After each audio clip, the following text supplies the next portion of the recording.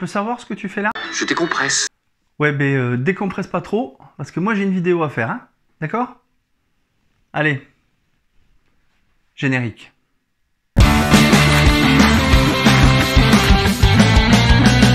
Bonjour et bienvenue dans les comics de Fred, je suis ravi de vous retrouver pour cette nouvelle vidéo.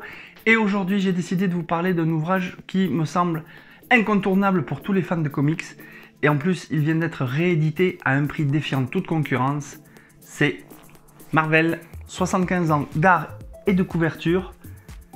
Alors, à une époque, il était sorti, il valait 49,95 €. Et bien Panini, ils ont décidé de déstocker, pour une fois qu'ils ont une bonne idée, chez Panini, et ils le vendent à 9,99 €. Donc, si t'es pote avec ton libraire, vas-y vite et chope-le parce que c'est vraiment tip top. Allez, ça dit qu'on le feuillette ensemble? Mais enfin, ça va pas! Donc voilà, j'ai retiré cet énorme pavé de son fourreau. Et évidemment, cette couverture est faite par Mr. Garcin. Donc le fourreau qui est même dessiné ici. On a trois autres couvertures. À l'intérieur, on va trouver toute l'histoire de Marvel racontée en 500 couvertures emblématiques. Dès qu'on ouvre le bouquin, on a une petite pochette sur le côté gauche avec deux reproductions de couverture. Celui de Amazing Fantasy avec le premier numéro de Spider-Man de août 62 et celui du premier Iron Man, enfin reproduction d'une couverture d'Iron Man de janvier 2005 par Adi Granoff. Depuis la sortie du premier numéro de Marvel Comics en 1939, la Maison des Idées, comme on la surnomme, a marqué le monde du comics, innovant sans cesse depuis plus de 75 ans. Ils ont permis de créer un univers haut en couleurs, avec des personnages tels que Captain America, les X-Men, Iron Man, etc. Si Marvel a su être inventif dans la création d'histoires et de personnages, la maison d'édition s'est aussi faite remarquer pour ses magnifiques couvertures. Le coffret collector que je vous présente fait 320 pages et recueille les plus de 500 couvertures de chez Marvel Comics. Nous voici dans les années 56 à 70 avec l'âge d'argent. Magnifique couverture avec Galactus et les 4 Fantastiques. L'Avenger 1 à gauche ici, de septembre 1963, dessiné par Jack Kirby. Toujours par le master Jack Kirby, Avenger 4 de mars 1964.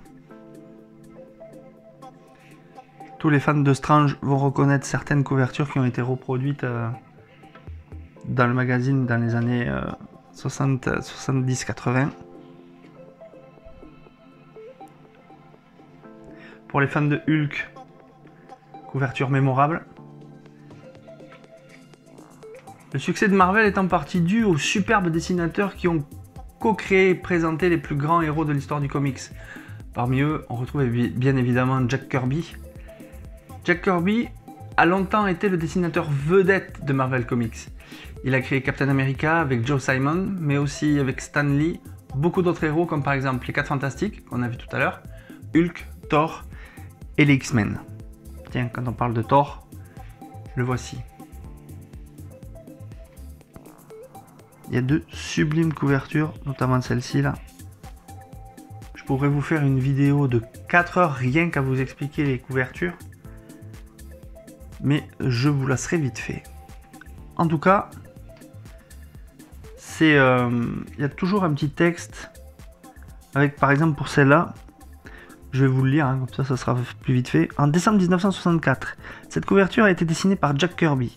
Toujours à la recherche de nouvelles expériences graphiques, Jack Kirby utilise parfois des collages de photographies pour créer des images sensationnelles, le procédé rarement utilisé en couverture, faisant de celle du numéro 33 quelque chose d'unique.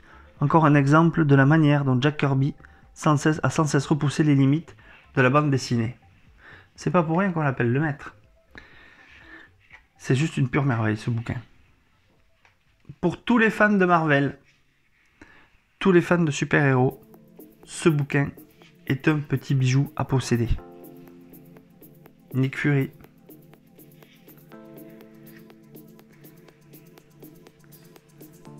Bref. Je dois dire que pour 9,90 € maintenant, ce bouquin doit être dans la bibliothèque. Notamment quand on voit les couvertures de Spider-Man, c'est juste fabuleux. Chapitre final de Spider-Man.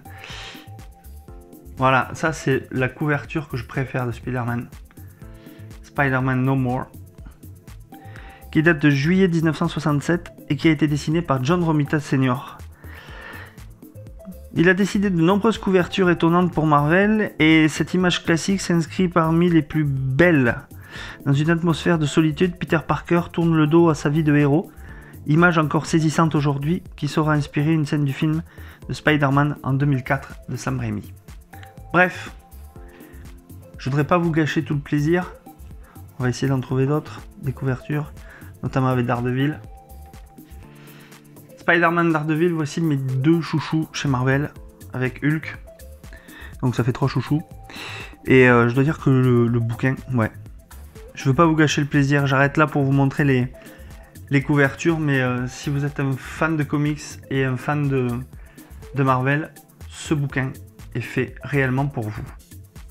Alors voilà, c'était le premier unboxing que je faisais sur la chaîne. J'ai vraiment ouvert au dernier moment le blister qui protégeait le bouquin pour le découvrir en même temps que vous à la caméra. Bon, j'avais un petit peu préparé, mais je n'avais pas ouvert.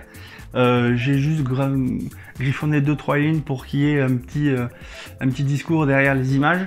Et franchement, je dois vous dire que, étant fan de Marvel depuis que j'ai l'âge de 10 ans, et que j'ai découvert les comics dans Strange et que je voyais les couvertures qui étaient proposées dans Strange, avoir ce bouquin-là dans la bibliothèque, c'est top parce que ça permet de faire un bond en arrière et d'apprendre des trucs sur l'histoire de la Maison des Idées. Et franchement, c'est un super bouquin. En plus, pour le prix, vous n'allez pas vous ruiner et ça va faire un effet bœuf dans votre bibliothèque. Donc, si vous êtes fan de Marvel, des comics, ce bouquin est fait pour vous. Voilà, cette vidéo est maintenant terminée. Quoi ? J'espère qu'elle vous a plu. N'hésitez pas à me dire dans les commentaires ce que vous avez pensé de ce mini unboxing sur la chaîne. C'était le premier, j'espère qu'il y en aura d'autres. Vous me direz si ça vous plaît ou pas. Et quant à nous, on se retrouve très bientôt pour la dernière vidéo de la saison. Je sais pas du tout de quoi on va parler. J'espère que j'aurai fini mes lectures en retard pour vous proposer quelque chose pour la dernière vidéo de la saison. Donc on se retrouve très bientôt. En attendant, mettez-vous au frais avec la canicule qui règne. Lisez des comics, des BD, c'est bon pour le moral. Ciao ciao!